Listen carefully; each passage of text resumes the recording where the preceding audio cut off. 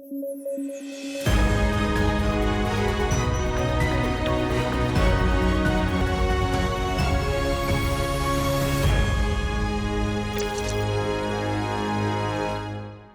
News at 9 programme में आपका स्वागत है। मैं हूं अमृत उपाध्याय। आइए जल्दी से देखें आज के हेडलाइंस।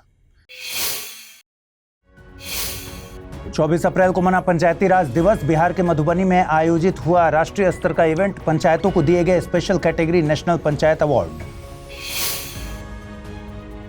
पहलगाम आतंकी हमले पर भारत ने लिए कूटनीतिक फैसले। सिंधु जल समझौता किया सस्पेंड। पाकिस्तान ने बताया वाटर वॉरफेयर। और आईएनएस सूरत के जरिए हुआ मिसाइल का सफल परीक्षण। प्रोजेक्ट 15B के तहत निर्मित हुआ है आईएनएस सूरत। जनवरी 2025 में भारतीय नेवी में हुआ था कमीशन।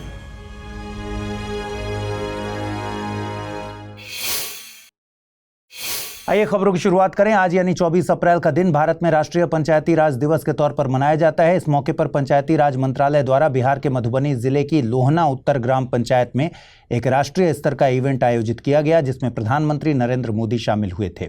साथ ही पंचायती राज मंत्रालय द्वारा special category national panchayat award प्रदान किए गए। इन कैटेगरीज में climate action special panchayat award, Kaspa आत्मनिर्भर पंचायत स्पेशल अवार्ड ANPSA और पंचायत क्षमता निर्माण सर्वोत्तम संस्था पुरस्कार PKNSSP शामिल हैं। कास्पा कैटेगरी में पंचायतों को जलवायु परिवर्तन के प्रति एक जिम्मेदार स्थानीय निकाय के तौर पर काम करने के लिए बढ़ावा दिया जाता है। इस कैटेगरी में 3 पंचायतों को पुरस्कृत किया गया है। इनमें रैंक 1 पर है महाराष्ट्र के गोंदिया जिले की दव्वा एस ग्राम पंचायत। वहीं रैंक 2 पर रही है कर्नाटक के हासन जिले की बिरदाहल्ली ग्राम पंचायत। रैंक 3 मिली है बिहार के समस्तीपुर जिले की मोतीपुर ग्राम पंचायत को। ANPSA कैटेगरी में पंचायतों के स्वयं के राजस्व से आत्मनिर्भरता को बढ़ावा दिए जाने पर जोर दिया जाता है। इस कैटेगरी में रैंक 1 पर है तेलंगाना के रंगारेड्डी जिले की मॉल ग्राम पंचायत। वहीं रैंक 2 पर रही है ओडिशा के मयूरभंज जिले की हटबदरा ग्राम पंचायत। ओडिशा रैंक 3 हासिल हुई है आंध्र प्रदेश के कृष्णा जिले की गोलापुडी ग्राम पंचायत को। इसके अलावा पंचायत क्षमता निर्माण सर्वोत्तम संस्था पुरस्कार के तहत ऐसे ट्रेनिंग इंस्टीट्यूट को अवार्ड दिए जाते हैं जो पंचायतों के स्तर पर लीडरशिप को ट्रेनिंग देने का काम करते हैं। इस कैटेगरी का गठन पंचायती राज मंत्रालय द्वारा साल 2023 में किया गया था। इसके तहत अवार्ड 2024 में भी दिए गए थे, लेकिन कास्पा और ANPSA कैटेगरीज में पहली बार अवार्ड दिए गए। इस कैटेगरी में रैंक 1 पर Kerala institute of local administration, वहीं रैंक 2 पर राज्य ग्रामीण विकास और पंचायती राज संस्थान ओडिशा और रैंक 3 पर राज्य पंचायत एवं ग्रामीण विकास संस्थान असम को जगह दी गई है। आप जानते हैं राष्ट्रीय पंचायती राज दिवस 24 अप्रैल को ही क्यों मनाया जाता है? दरअसल 24 अप्रैल 1993 को 73वां संविधान संशोधन अधिनियम 1992 लागू हुआ था। एक बात यहां पर समझिए कि ऐसा नहीं है कि 73वें संविधान संशोधन से पहले भारत में पंचायतें नहीं थी। पंचायतों का वर्णन तो भारत में वैदिक काल के साहित्य तक में मिलता है। अतीत में जो पंचायतें थीं वे लोकतांत्रिक आधार पर आधारित नहीं थीं। इनमें समाज के उच्च वर्ग का ही वर्चस्व था। 73वें संविधान से लोकतांत्रिक विकेंद्रीकरण की पंचायती राज व्यवस्था लागू की गई है, जिसका मकसद जन भागीदारी को बढ़ाकर विकास के निचले स्तर तक ले जाना है। 73वें संविधान संशोधन के जरिए संविधान में भाग 9 और 11वीं अनुसूची जोड़ी गई थी। इस अनुसूची में कुल 29 विषय हैं जिनकी रिस्पॉन्सिबिलिटी पंचायतों को दी गई है। भाग 9 में अनुच्छेद 243 से 243O तक पंचायतों से संबंधित प्रावधानों का जिक्र है। एक्ट के जरिए 3 टियर यानी त्रिस्तरीय पंचायत प्रणाली की व्यवस्था की गई है। भारत में 1957 में गठित बलवंत राय मेहता समिति ने ग्रामीण क्षेत्रों में त्रिस्तरीय पंचायत प्रणाली का सुझाव दिया था। वहीं पंचायती राज को संवैधानिक स्थिति प्रदान करने की सिफारिश LM सिंघवी समिति के द्वारा की गई थी।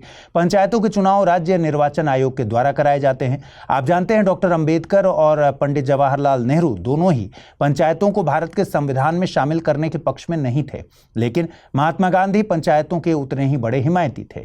संविधान सभा में हुई बहसों में पंचायतें एक बड़ा मुद्दा थीं। गांधीवादी मूल्यों को मानने वाले सदस्यों और डॉक्टर अंबेडकर के बीच इस मुद्दे पर खूब बहस हुई। देखिए, महात्मा गांधी संविधान सभा के सदस्य नहीं थे, लेकिन उनकी वैल्यूज को फॉलो करने वाले कई लोग संविधान सभा के सदस्य थे। कई बार ये लोग महात्मा गांधी से सलाह लेने भी आते थे। इस बारे में गांधीवादी अर्थशास्त्री प्रोफेसर JD सेठी ने बताया था कि गांधी जी कांग्रेस के नेताओं से कहते थे कि यदि पंचायतों को भारतीय लोकतंत्र का केंद्रीय स्तंभ नहीं बनाया जा रहा तो मेरे पास सलाह के लिए आने की जरूरत नहीं है। इस तरह महात्मा गांधी के दबाव या प्रभाव के चलते पंचायतें संविधान का हिस्सा बन सकीं। पंचायतों को संविधान के नीति निदेशक तत्वों में शामिल किया गया था। संविधान के अनुच्छेद 40 के मुताबिक सरकार को गांव के स्तर पर पंचायतों को गठित करने के कदम उठाने होंगे, साथ ही स्वशासन की इकाई के तौर पर कार्य करने की शक्तियां प्रदान करनी होंगी। गौरतलब है कि नीति निदेशक तत्व वाद योग्य नहीं है, मतलब ये कि मूल अधिकारों की तरह इन्हें लागू करवाने के लिए आप कोर्ट नहीं जा सकते। ये सरकारों के लिए गाइडलाइंस के तौर पर काम करते हैं। इस तरह पंचायतें संविधान का हिस्सा तो बनी, लेकिन नीति निदेशक तत्वों में शामिल होने के चलते इनका गठन अनिवार्य नहीं था। पंचायतों को संवैधानिक दर्जा आजादी के सालों बाद 73वें संविधान संशोधन के जरिए दिया गया था।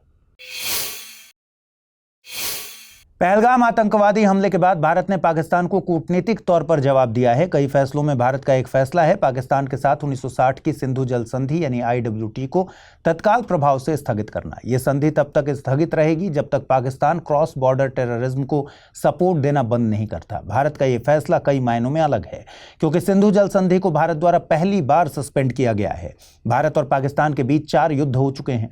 दशकों से भारत पाकिस्तान द्वारा पोषित आतंकवाद का सामना कर रहा है, लेकिन इन उतार चढ़ावों के बीच IWT को कभी सस्पेंड नहीं किया गया।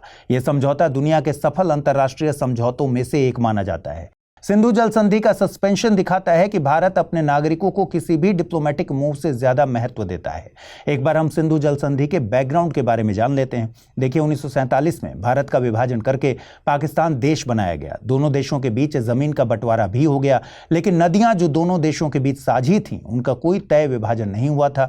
सिंधु और उसकी सहायक नदियां तो भारत से होकर पाकिस्तान जा रही थीं, इसलिए पाकिस्तान को इन नदियों के पानी को लेकर खासी चिंता थी। 4 मई 1948 को एक इंटर डोमिनियन अकॉर्ड साइन हुआ, जिसके मुताबिक भारत पाकिस्तान को सालाना पेमेंट के बदले पानी रिलीज करेगा। यह अरेंजमेंट बहुत फिजिबल नहीं था। फिर इसे लेकर भारत और पाकिस्तान के बीच वार्ता शुरू हुई। 9 साल चले नेगोशिएशंस के बाद 19 सितंबर 1960 को कराची में भारत और पाकिस्तान के बीच सिंधु जल समझौते पर हस्ताक्षर हुए। इसमें मध्यस्थ की भूमिका निभाई थी वर्ल्ड बैंक ने। इस समझौते में वर्ल्ड बैंक हस्ताक्षरकर्ता भी है। हालांकि वर्ल्ड बैंक की भूमिका के एक सीमित स्तर तक ही है, जो कि दोनों देशों के बीच उठने वाले डिस्प्यूट्स को रिजॉल्व करने तक सीमित है।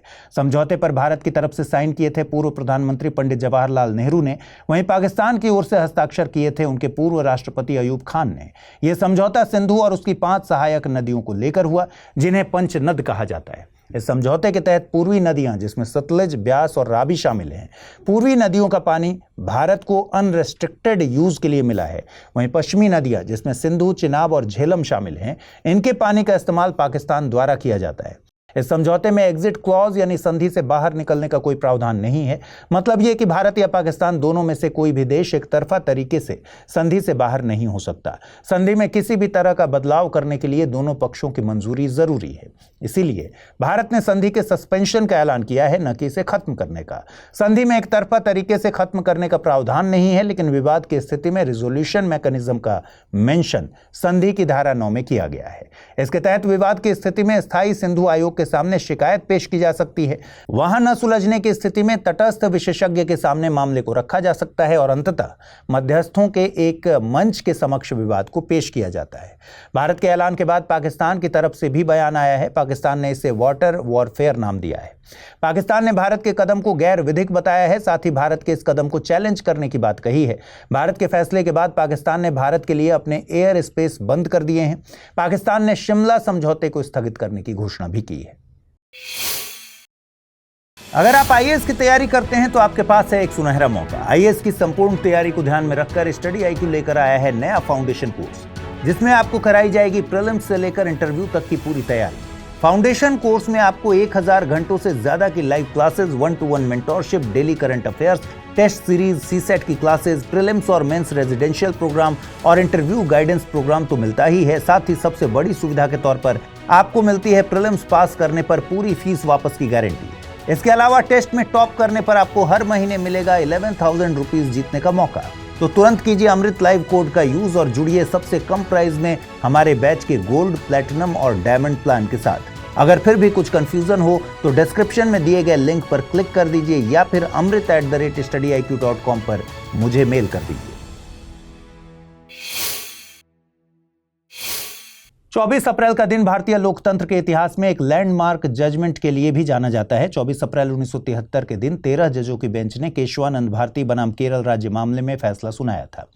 इसे फंडामेंटल राइट्स केस के नाम से भी जाना जाता है। इस मामले में केरल के एक मठ के प्रमुख केशवानंद भारती ने कोर्ट में याचिका दायर की थी। दरअसल मठ की भूमि का केरल भूमि सुधार संशोधित अधिनियम 1969 के तहत अधिग्रहण कर लिया गया था। केशवानंद भारती ने सुप्रीम कोर्ट में अनुच्छेद 32 के तहत याचिका डाली। उन्होंने अनुच्छेद 25, 26, 14, 19, 1F और अनुच्छेद 31 के मौलिक अधिकारों की रक्षा की मांग की। इस फैसले में सुप्रीम कोर्ट ने बेसिक स्ट्रक्चर डॉक्ट्रिन यानी मूल ढांचा सिद्धांत को मान्यता दी। इसका मतलब यह है कि संसद चाहे तो संविधान में संशोधन कर सकती है, लेकिन संविधान के कुछ मूल तत्वों को वो बदल या खत्म नहीं कर सकती। इन मूल तत्वों में लोकतंत्र, धर्मनिरपेक्षता, भारत की संप्रभुता, कानून का शासन और न्यायपालिका की स्वतंत्रता जैसे प्रावधान शामिल हैं। इस केस में पहली बार तय हुआ कि संसद को संविधान संशोधन का अधिकार है, लेकिन वो संविधान की मूल आत्मा को नहीं बदल सकती। इसके मुताबिक अनुच्छेद 368 के तहत संसद के संवैधानिक अधिकार उसे संविधान की मूल संरचना को बदलने की शक्ति नहीं देते। संसद संविधान की मूल संरचना से जुड़े प्रावधानों में संशोधन नहीं कर सकती। मतलब यह कि संसद संविधान में संशोधन कर सकती है, लेकिन केवल उस सीमा तक जहां तक संविधान का बेसिक स्ट्रक्चर यानी मूल ढांचा अफेक्टेड न हो। गौरतलब है कि इंदिरा गांधी बनाम राजनारायण केस 1975 में पहली बार सुप्रीम कोर्ट ने बेसिक स्ट्रक्चर थियरी का यूज किया था। इस केस में सुप्रीम कोर्ट ने 39वें संविधान संशोधन के प्रावधान को रद्द कर दिया था। इस प्रावधान में राष्ट्रपति, प्रधानमंत्री, उपराष्ट्रपति और लोकसभा अध्यक्ष के चुनाव को सभी कोर्ट्स के जजमेंट से बाहर कर दिया गया था। कोर्ट ने न्यायिक समीक्षा को संविधान का हिस्सा बताते हुए इस प्रावधान को रद्द किया था। वर्तमान समय में केशवानंद भारती फैसले का महत्व और भी बढ़ गया है, क्योंकि जब भी सरकारें मौलिक अधिकारों पर अतिक्रमण करने की कोशिश करती हैं तो अदालतें केशवानंद फैसले के आधार पर उन्हें रोकती हैं। हाल ही में उपराष्ट्रपति जगदीप धनखड़ ने इस फैसले की आलोचना भी की थी, लेकिन सुप्रीम कोर्ट की जज बीवी नागरत्ना ने इसे भारत में ट्रांसफॉर्मेटिव कॉन्स्टिट्यूशनलिज्म का उदाहरण बताया है। इस फैसले के बदौलत अनुच्छेद 21 को बहुत विस्तार मिला है। अब इसमें जीवन के अधिकार के साथ साथ आवास, शिक्षा, पर्यावरण जैसे अधिकार भी शामिल माने जाते हैं। यह फैसला संविधान को एक संतुलन और स्थायित्व देने वाला स्तंभ बन गया है। आपको बता दें कि संविधान में कहीं भी मूलभूत ढांचे यानी बेसिक स्ट्रक्चर की बात नहीं की गई है। यह जुडिशरी द्वारा किया गया नवाचार है, जो कि केशवानंद भारती मामले से ओरिजिनेट हुआ है। पहलगाम आतंकी हमले के बीच देश की सुरक्षा को लेकर लगातार सवाल उठ रहे हैं। खबरें आ रही थी कि पाकिस्तान कराची तट के पास मिसाइल परीक्षण कर सकता है। इसी दौरान भारतीय नौसेना के डिस्ट्रॉयर INS सूरत ने अरब सागर में समुद्र की सतह के पास टारगेट को निशाना बनाया है।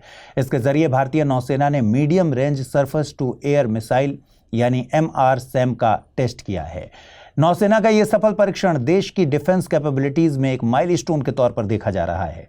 आपको बता दें कि INS सूरत को प्रोजेक्ट 15B के तहत तैयार किया गया है। यह विशाखापट्टनम क्लास का चौथा स्टील्थ गाइडेड मिसाइल डिस्ट्रॉयर जहाज है। इसे भारतीय नेवी में जनवरी 2025 में कमीशन किया गया था। MRSAM एक हाई रिस्पॉन्स, क्विक रिएक्शन और वर्टिकली लॉन्च्ड सुपरसोनिक मिसाइल है। इसे DRDO और इजराइल एरोस्पेस इंडस्ट्रीज के द्वारा मिलकर तैयार किया गया है। इसे मिसाइल्स, विमानों, गाइडेड बॉम्ब और हेलीकॉप्टर्स जैसे हवाई खतरों को बेअसर करने के लिए डिजाइन किया गया है। इसकी रेंज 70 किलोमीटर तक बताई जा रही है। आइए देखते हैं आज का टर्म ऑफ द डे। आज का टर्म ऑफ द डे है CCS यानी cabinet committee on security. CCS की अध्यक्षता भारत के प्रधानमंत्री द्वारा की जाती है और ये समिति रक्षा, नीति, व्यय, राष्ट्रीय सुरक्षा से जुड़े अहम मुद्दों पर निर्णय और विचार के लिए जिम्मेदार है। आमतौर पर इसके सदस्यों में प्रधानमंत्री के अलावा रक्षा मंत्री, गृह मंत्री, वित्त मंत्री और विदेश मंत्री शामिल होते हैं। हाल ही में पहलगाम घटना के बाद से CCS की मीटिंग के बाद भारत सरकार ने पाकिस्तान को टारगेट करते हुए कई फैसले किए हैं। कैबिनेट कमिटीज का जिक्र संविधान में नहीं है। इन्हें मंत्रियों के एक छोटे समूह के तौर पर गठित किया जाता है, जिससे यूनियन कैबिनेट के बोझ को कम किया जा सके। आइए देखते हैं आज के रैपिड न्यूज में क्या है खास। 22 अप्रैल को जम्मू कश्मीर के पहलगाम में आतंकी हमला हुआ। इस हमले में 26 लोगों की जान गई। इसके बाद भारत सरकार ने एक बड़ा फैसला लिया है, जिसके तहत पाकिस्तानी नागरिकों के लिए SAARC visa exemption scheme SVES को रद्द कर दिया गया है। अब इस स्कीम के तहत पाकिस्तानी नागरिक भारत नहीं आ सकेंगे। इतना ही नहीं बल्कि इस स्कीम के तहत भारत में मौजूद सभी पाकिस्तानी नागरिकों को 48 घंटे में देश छोड़ना होगा, यानी पहले से जारी सभी वीज़ा अमान्य हो गए हैं। आपको बता दें कि SVES 1992 में शुरू की गई एक विशेष स्कीम थी, जिसके तहत जज, सांसद, पत्रकार, खिलाड़ी, बिजनेसमैन जैसे 24 श्रेणियों के लोगों को सार्क देशों के बीच बिना वीज़ा की यात्रा की अनुमति थी। इसके अलावा भारत ने पाकिस्तानी सैन्य सलाहकारों को भी देश छोड़ने का आदेश दिया है। अटारी बॉर्डर बंद कर दिया गया है और सिंधु जल संधि को भी फिलहाल स्थगित कर दिया गया है। भारत में पहली बार स्वदेशी तकनीक से बने HPV यानी human papilloma virus test kits launch किए गए हैं, जो सर्वाइकल कैंसर की स्क्रीनिंग में मदद करेंगे। ये किट्स बायोटेक्नोलॉजी डिपार्टमेंट के ग्रैंड चैलेंजेस इंडिया प्रोग्राम के तहत बनाए गए हैं। इनका परीक्षण WHO के साथ मिलकर किया गया है। ये RT-PCR यानी reverse transcription polymerase chain reaction based kits हैं। यह तकनीक किसी वायरस के RNA को DNA में बदलकर उसकी मौजूदगी को पहचानने के लिए प्रयोग की जाती है। भारत में दुनिया की 25% मौतें सर्वाइकल कैंसर से होती हैं। अब तक इस्तेमाल होने वाले visual inspection with acetic acid test VIA और पैप स्मीयर टेस्ट यानी पैप स्मीयर महंगे और कम सटीक हैं। इसलिए WHO ने सभी देशों को HPV टेस्टिंग किट्स अपनाने की सलाह दी है। इसमें साल 2030 तक 70% महिलाओं की जांच करने का लक्ष्य रखा गया है।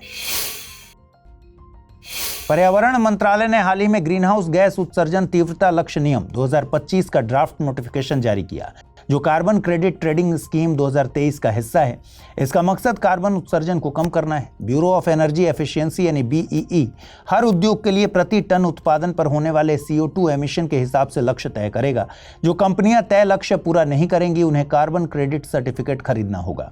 अगर ऐसा नहीं किया गया तो केंद्रीय प्रदूषण नियंत्रण बोर्ड द्वारा जुर्माना लगाया जाएगा, जो क्रेडिट के औसत बाजार मूल्य का दोगुना होगा। यह पहल भारत के नेट जीरो लक्ष्य 2070 के अनुरूप है और कार्बन ट्रेडिंग बाजार को मजबूत करेगी। भारतीय प्रधानमंत्री नरेंद्र मोदी ने इंडिया स्टील 2025 प्रोग्राम को लेकर अपना वक्तव्य जारी किया, जिसका मकसद भारत के सनराइज सेक्टर, स्टील सेक्टर और उनकी संभावनाओं पर व्यापक चर्चा करना है। आज भारत दुनिया का दूसरा सबसे बड़ा स्टील उत्पादक है और भारत ने 2030 तक 300 मिलियन टन स्टील उत्पादन का लक्ष्य भी रखा है।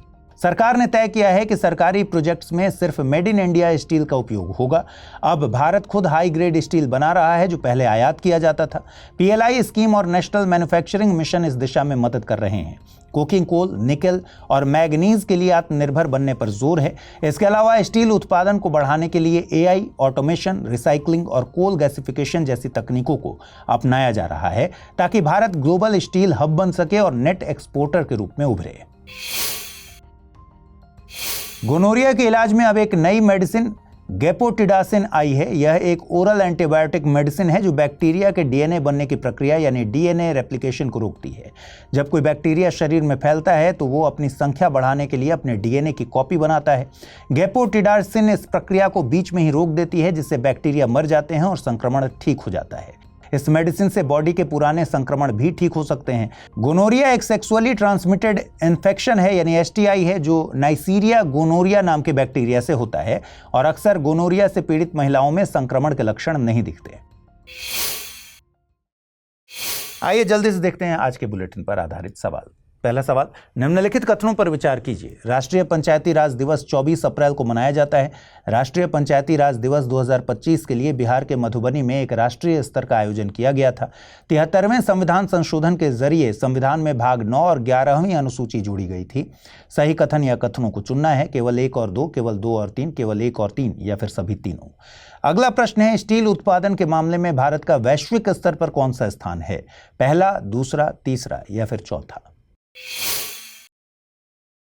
आइए देखते हैं पिछले बुलेटिन में मैंने कौन से सवाल पूछे, उनके सही जवाब क्या हैं। पहला सवाल था, निम्नलिखित कथनों पर विचार कीजिए। World book and copyright day 23 अप्रैल को मनाया जाता है। भारत ने यूनिवर्सल कॉपीराइट कन्वेंशन को रेटिफाई किया है। 2025 के लिए वर्ल्ड बुक कैपिटल के तौर पर रियो डी जेनेरियो का चुनाव किया गया है। उपर्युक्त में से कितने कथन सही हैं? केवल 1, केवल 2, सभी 3, इनमें से कोई नहीं। सही जवाब है विकल्प सी यानी सभी 3। अगला प्रश्न था, इंग्लैंड में पायलट प्रोजेक्ट के तौर पर शुरू किया गया प्रोजेक्ट सिक्योर संबंधित है सुरक्षित इंटरनेट कनेक्शन से, सुरक्षित मातृत्व से, समुद्र से कार्बन डाइऑक्साइड निकालने से, नवीकरणीय ऊर्जा के उत्पादन से। सही जवाब है विकल्प सी यानी समुद्र से कार्बन डाइऑक्साइड निकालने से। तो आज इस बुलेटिन में इतना ही। कल रात 9 बजे फिर से मुलाकात होगी। ख्याल रखिए अपना, ठीक से पढ़ाई कीजिए। नमस्कार।